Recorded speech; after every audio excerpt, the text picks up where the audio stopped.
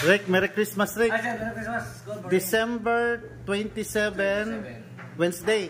So, kababalik pa lang natin ng duty, no? Trabaho. Halos naka-vacation mode pa, no? Iilan lang ang duty.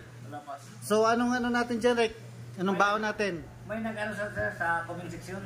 Oo. Yung sa productivity rate daw. Productivity rate. Yung sa part 2 natin. Anong part 2? Oo. Bakit?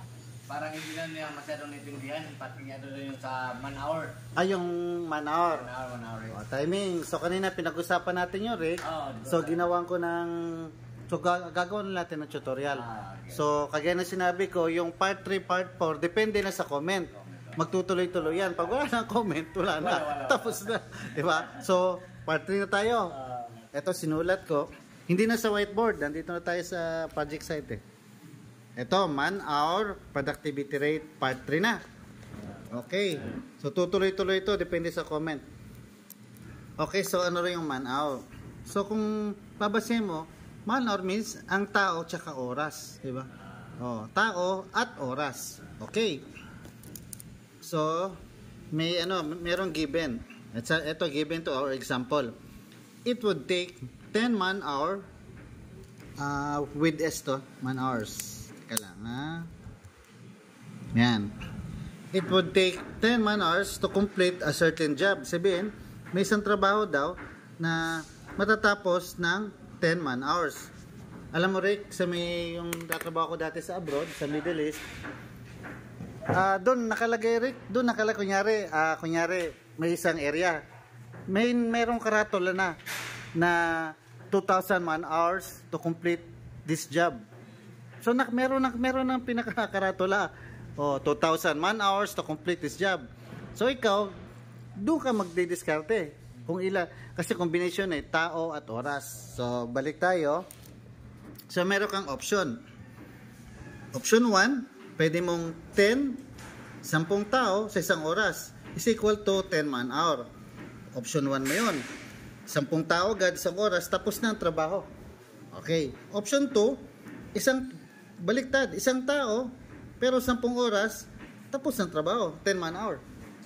Okay? Option 3, 2 tao, tapos 5 oras, 2 times 5 is equal to 10. Option 4, 5 tao naman, tapos 2 oras, 10 man-hour. Take note, combination to. Palaging whole number yung tao. Hindi pwedeng kalating tao manananggal, di ba? Di ba? Hindi pwedeng kalating tao or 3/4. Dito, yung oras lang ang pwede mga decimal, mga point something. Okay, so yun na yun ha, yun na yun. Ngayon, example tayo sa may part 2 natin. Kasi sabi ko dati, mas komportable ko Rick sa ganito na productivity rate. Una yung quantity bago sa ilalim yung man-hour. Kasi single lang to, di ba? Ano ibig sabihin nito? Kung i-explain mo to, ibig sabihin yan is 100 kilogram kada isang tao sa isang oras. Ibig sabihin nun. I-reciprocate mo, yung iba o sa mga textbooks, mga libro Rick, ito ginagamit. Mga point something. Pero mahirap ma-imagine, lalo na point something. Kasi man-hour na yun eh. A complex na to eh, combination eh. Example, sige, pa-imagine ko sa inyo. May imagine mo ba yan? 0.01 man-hour per kilogram. Sabihin, 0.0, wala, di ba? 0.0 man-hour per kilogram. Paano mo may imagine yan? Or, magkapareho lang to ng isang man-hour sa 100 kilogram. Or, isang man-hour, 1 man-hour kada 100 kilograms. Pareho lang yung dalawa na yan. Pareho din to. Or, pwede kang mag-combination. Or, 2 tao sa kalating oras, so, 2 times 0.5 edi 1 kada 100 kilogram. So magkapareho lang yan. So yung sa akin, ginagamit ko palagi is etong quantity sa ibabaw, tapos denominator yung man-hour. Diba? Kasi pag sinabi mong anong productivity natin ngayon? Productivity rate ngayong araw na to, sir, 110. Edi okay, mas mabilis. Pag sinabi ilan nakuha yung productivity rate ngayon? Sir, 90. Mabagal pala. Pero pag ganito, paano mo ma-imagine? 'Di ba? Paano mo pwede naman, kaya lang hindi mo ma-relate sa mga manggagawa, sa mga workers natin. Pag ganun. Ano yung point something, sir? Gaganunin ka lang. Whereas kung ganito, sabi mo, oh, dapat makakabit kayo ng 100 kg kada oras sa isang steelman, kunyari. Oh, pag tinanong mo ilang dati rek, ang ginagawa ko dati rek, during site engineer days ko dati rek, kasi yung tower crane, merong ano yan, merong timbangan, merong weight ba? Oh, lahat ng mga first hour, yung leadman ko o yung sa leadman ng sa fabrication, pinapa-record ko yan. Niraradyohan niya yung yung tower crane operator. Oh, ilang kilo yan? Pinapasumada ko.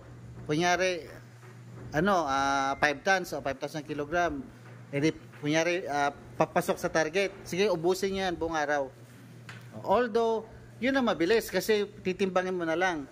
Kaysa compute mo pa yung unit weight, tas number of pieces, pwede naman, kaya lang ang tagal.